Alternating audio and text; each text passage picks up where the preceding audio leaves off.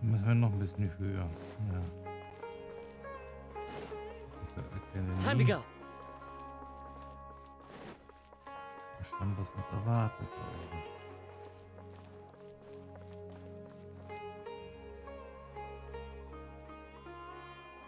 Oh, it's the great Dendro Archon. How can I help you? I would like to check the registration records of a Kasharawar scholar. He should be in an unconscious state right now. Okay, just a moment. Sorry to keep you waiting, Dendro Archon. We have confirmed that there's a scholar named Beinuni who's been unconscious for a while. The cause was improper operation of the Akasha. He hasn't regained consciousness yet, and is still receiving treatment at Bimarstan. Huh? Isn't his name Moses? I guess he didn't want to be recognized or bothered by anyone. Please, give the knowledge stored in this to the Matra and ask them to import it into Beinuni's brain. Understood. But for safety reasons, I need to know why. It's simple. This contains his consciousness. It's long been trapped inside of a dream. He's committed an act that affected the safety of Sumeru. After he wakes up, I'll inform the General Mahamatra of all the details. I see. I'll take care of this right away. Thank you, great Dendro Archon. No problem. Alright. Everyone should have gathered at the Moment of Dreams by now. Let's head back.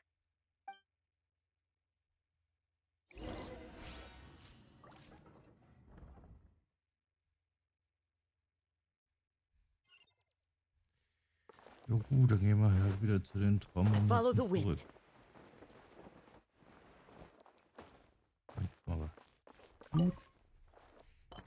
Gut und Loot nehmen wir mit. Hier warten sie schon ungeduldig auf uns. Mehr hoffentlich auch Let's be nicht. quiet and just listen in. I wonder what she's going to say. Hello, all of you who have just woken up. I'm sorry for interrupting your beautiful dreams. I may have acted a little cold when handling things in the dream. I sincerely apologize for that. Dreams have amazing power. They inspire us to remain resolute in the face of adversity and help those with aspirations achieve their desires. But dreams also have the potential to exploit people, confuse the senses, and distort the truth. Unfortunately, you were all chosen as prey for an elaborate scheme. As I've said before, I am still learning and cannot fully empathize with the pain of all the loss you've experienced. But just take a good look around you, and you'll see many other people who have had similar experiences. You should be proud that you've been able to gather here and look toward the future together. The path of life is long, and it's hard for us to see the destination. This leads us to ask a lot of difficult questions. What's the meaning of life? What's the purpose of my existence? Why do I keep experiencing pain and loss? Of course, the most comfortable choice is to stop progressing. Give up thinking, and just keep repeating whatever you're already familiar with. Whenever you have such thoughts, just look at the people and things around you. Some people work hard all day so that their families can have a hot meal on the table at night. Some people travel all over the world in order to create art that resonates with all of Teyvat. Some venture in search of the world's secrets to prevent rapidly approaching, yet still unknown, world-shattering catastrophes. Life is not just about yourself. Each and every one of your actions shapes you and the world around you. Look, friends and family will remember what you've done, and even some people you've never met may benefit from your actions. Therefore, many people will strive forward to forge new paths, even if they have to endure great pain to do so. Once you begin your journey on that same difficult yet rewarding path, you'll come to know the answers to those big existential questions, Yet they will no longer feel as life-defining as they did before. But if you were to believe that life is nothing but an empty, ephemeral dream, then that's also the only thing it'll ever become. You are free to choose how you want to live your lives, but as your Archon, I should first make this information known to everyone. In the end, it's up to you whether you want to embrace a beautiful dream at the cost of your real life.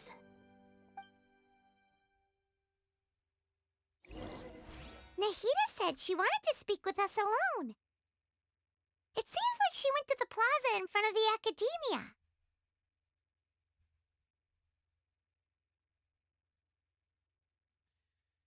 Was sie wohl mit uns zu besprechen hat.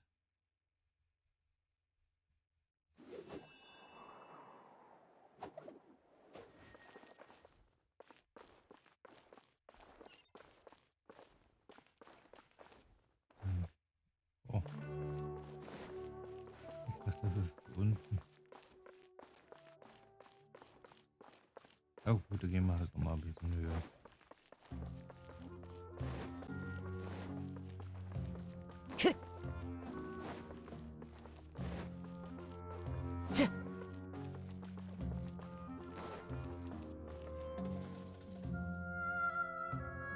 You're amazing, Nahida!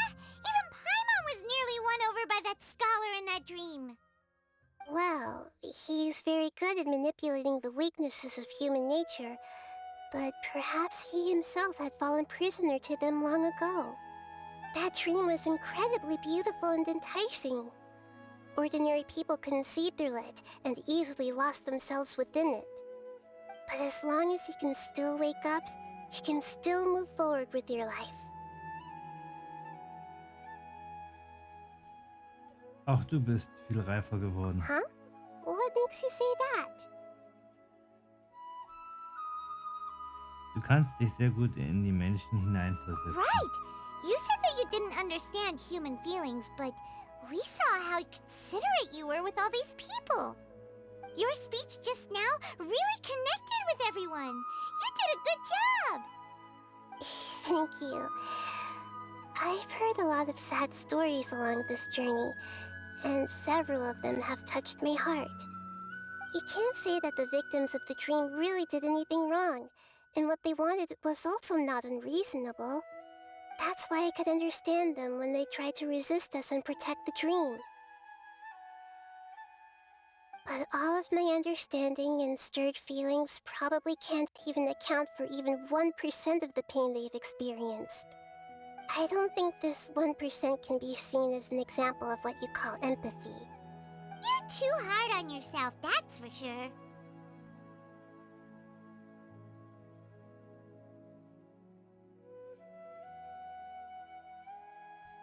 Du kannst ruhig etwas selbstbewusster sein. Alright.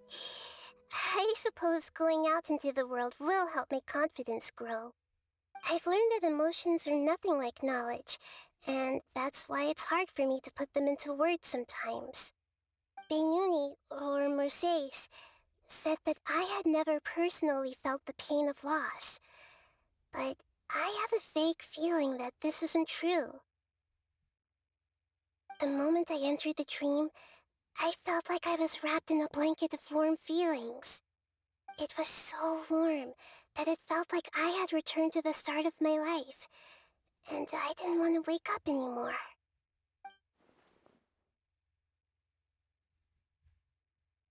But when I opened my eyes, the feeling was gone without a trace.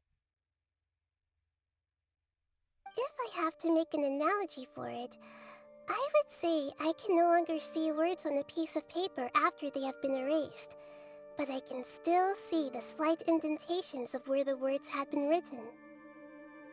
But now that I've experienced this dream, I think I can say with confidence that I won't dwell too much on the meaning of that warmth.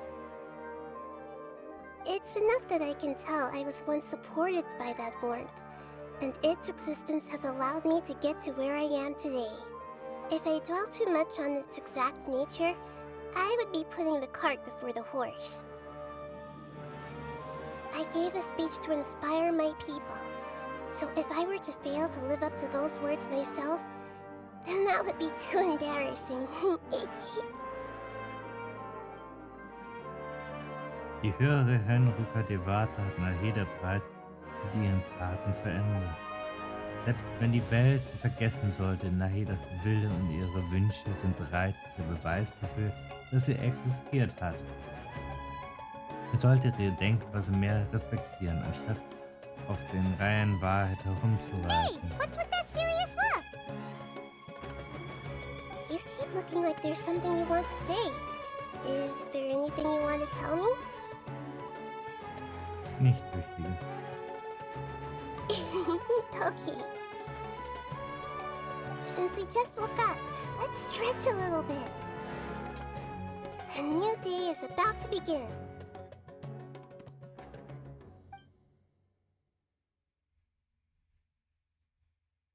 Ein Sonnenaufgang.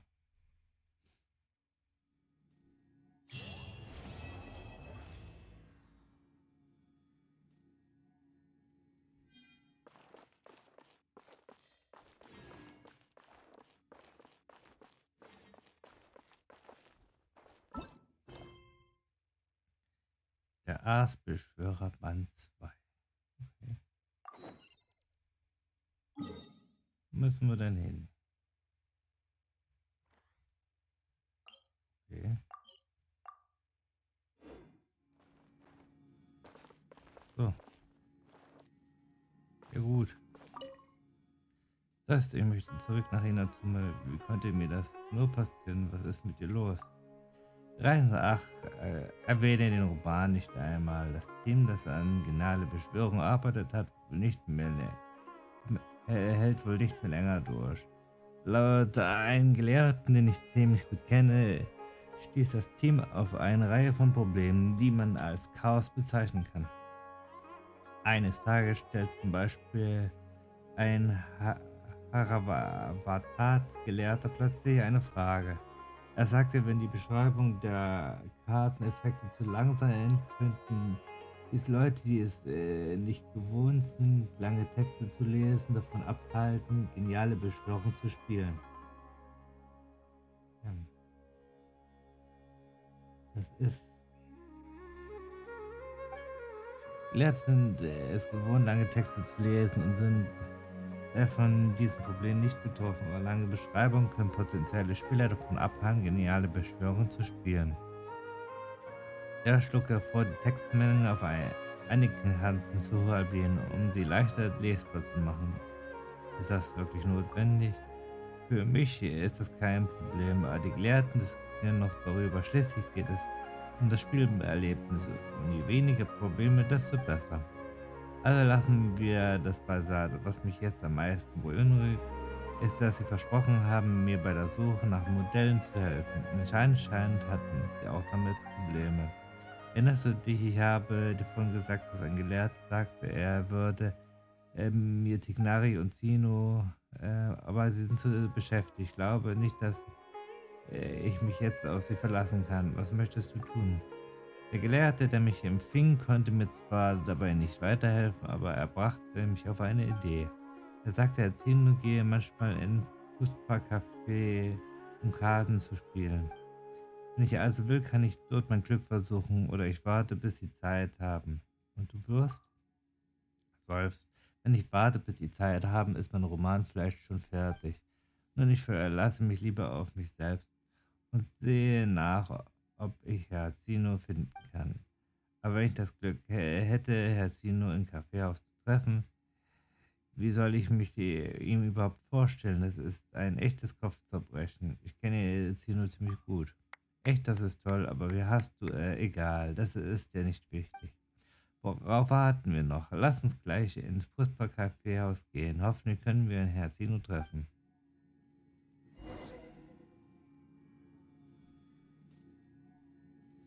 Da wird man direkt wieder eingespannt.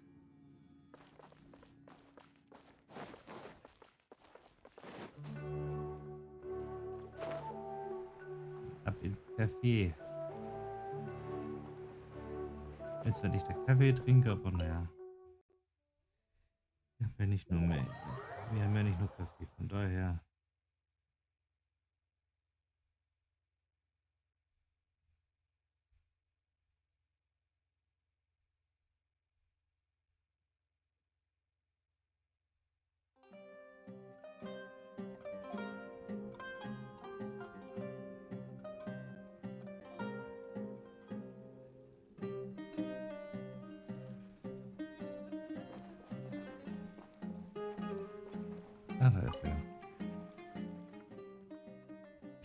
Ist das nicht Testino?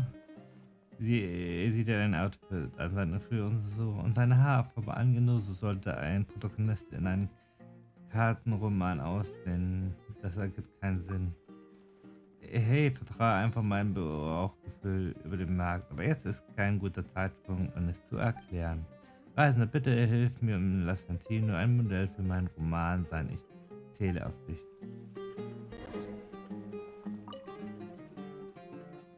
Diese Kartenkombination ist vielleicht nicht schlecht. Aber diese Karten sind nicht stark genug, um mit schnellen Angriffen fertig zu werden. Was machst du hier, Sino? Peter, ich hätte nicht erwartet, dich hier zu treffen. Ich versuche gerade ein Deck von geniale Beschwörung mit einer relativ langsamen Angriffsgeschwindigkeit zu bauen. Mein Plan ist, dass Spieler dieses Deck verwenden, eine Fülle von Ressourcen und viele mächtigen Karten zum Spielen haben werden. Aber um ehrlich zu sein, ist es ziemlich schwer, so ein Deck zu bauen. Derzeit ziehen es einige Spieler von genialer Beschwörung vor, Karten mit schnellen Angriffsgeschwindigkeiten zu verwenden. Zu Beginn des Spiels spielen sie viele Karten auf einmal, um ihren Gegner blitzschnell zu besiegen. Und diese Taktik ist nicht mein Stil. Ich ziehe es vor, Ressourcen auf verschiedene Arten fortlaufend anzusammeln. Jede mögliche Gelegenheit zu nutzen, meinen Vorteil ständig auszubauen und schließlich den letzten Sieg zu sichern. Ja genau, so wunderbar, du bist genau wie der Protagonist in meinem Roman. Tut mir leid, das ist Fukumoto. Hallo Hamatra, also ich glaube, du kennst mich nicht, aber ich habe deinen Roman gelesen, er ist sehr gut. Oh, ich fühle mich sehr geehrt. Immer wenn der Protagonist des Romans im Nachteil ist, schafft er es auf verschiedene Weise, eine Karte zu bekommen, die nicht in seinem Deck ist und besiegt dann seine Gegner. Dies hat bei mir einen tiefen Eindruck hinterlassen. Ich verstehe, dass das Schreiben von Romanen einen kreativen Ansatz erfordert, aber die Gewinnmethode widerspricht den grundlegenden Mechaniken von genialen Beschwörungen. Also was das angeht, obwohl ich geniale Beschwörungen viele Spiele bin, ich nicht sehr gut darin. Und wenn man Kartenduelle mit einer wettbewerbsorientierten Denkweise schreibt, ergibt das keine interessante Geschichte. Ist das so? Nun, ich habe gerade 2 Decks zusammengestellt, also können wir hier ein paar Runden geniale Beschwörung spielen. Vielleicht findest du ja hier Inspiration. Dieser Typ will einfach Karten spielen. Mit dir? Ich würde gerne, aber ja, ich erkläre es.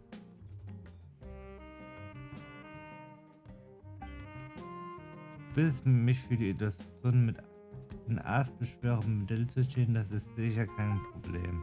Super Reisender, schnell hilf mir ein paar Fotos zu machen.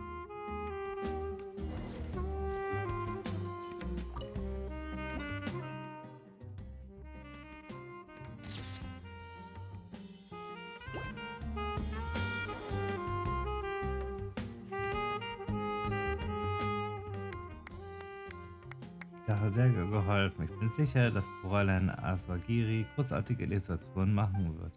Vielen Dank, Herr Sino. Sobald die Hormone entscheiden, schicke ich dir auf jeden Fall ein Exemplar. Herr Sino, die 2 Decks in deiner Hand sind.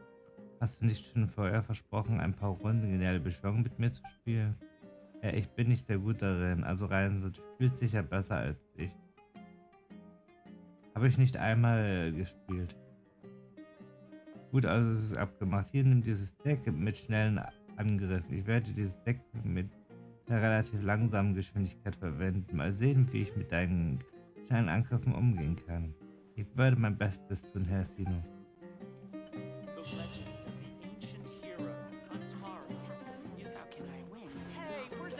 Ich dachte, man sieht sie jetzt hier irgendwie. Mein.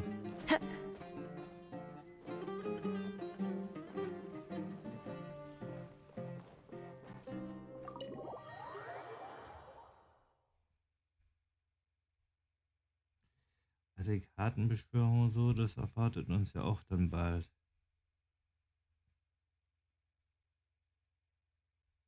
Manche warten drauf, andere haben keine Lust drauf. Aber einfach mal abwarten, wie es wird, würde ich mal sagen. Was Kartenduelle angeht. Richtig meine Welt ist es auch nicht. Von daher. einfach mal sehen, wie es wird.